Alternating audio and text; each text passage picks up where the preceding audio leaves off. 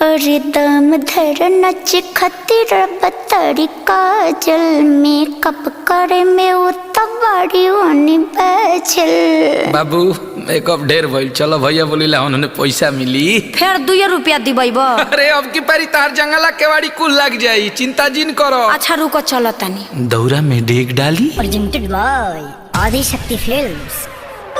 न बनी अंबानी जी जानो तो सभाबानी जी के झूठो के फैलता नी रहुआ न ले ले कुछ बानी जी। ए धरी न जबरी कलाई साफ साफ बतियाई माला पता न दिया।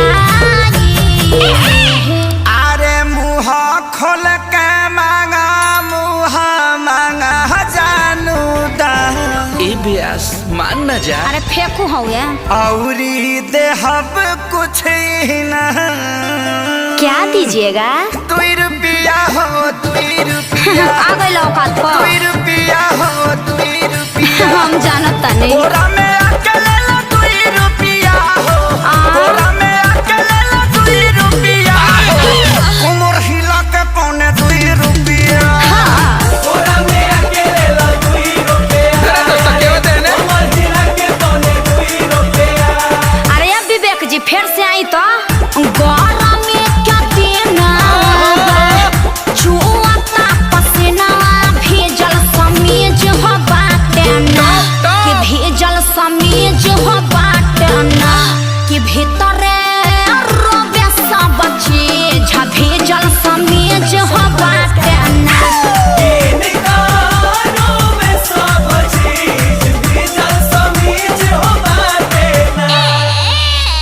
सुनले बानी तोहरता बहुते हो खता कमाई हो 1000 2000 जे दे देब तोहरो न कुछ घट जाई हो। जवानी अथनी पकैले बाडू कांडी बोला काहे अतना हाई बजट के करे लूटी। अरे बोला बुढ़िया। हाँ तो फ्री में मजा लेबा छोड़ी हमारे अब पीछा लेब न परीक्षा तनी दूरी बनाई। अरे तो तोहरे खातिर सब भई जुटावता निधन। चल झूठा ऐसे तू रहो जान मान। अरे होई पगली के पाछा पगली झर पर का ब्यास। हाँ तो तहार कहे भभाता 2 रुपया हो 2 रुपया। का खा 2 रुपया हो 2 रुपया। कहत जा। बोरा में अकेले ला 2 रुपया हो। बोरा में अकेले ला 2 रुपया। अरे लागल है। कमर हिला के पौने 2 रुपया। ना होई बोरा में अकेले ला 2 रुपया। अरे कमर हिला के पौने 2 रुपया। तू लोग कीप साइलेंट रहबा लोग की ना काहे खातिर आयता ना कमाइला एगो झुमका बना पेन्हाइला। जीवन बीमा तोहरो कराई हो। मैं करा दस सब बेनाई।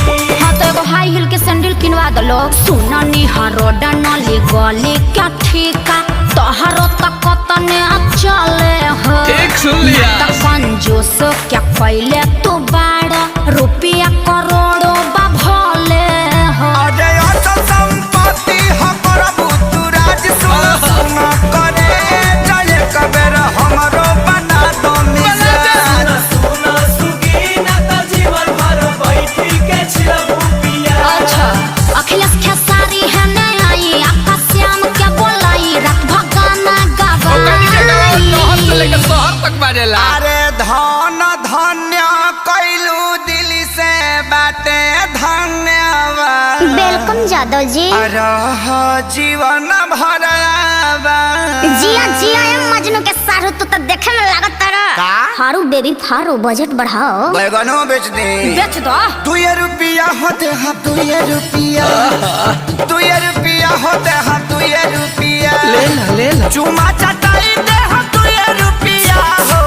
चुमा चटाई दे हम 2 रुपया हो। अच्छा कालो कटाई पौने 2 रुपया।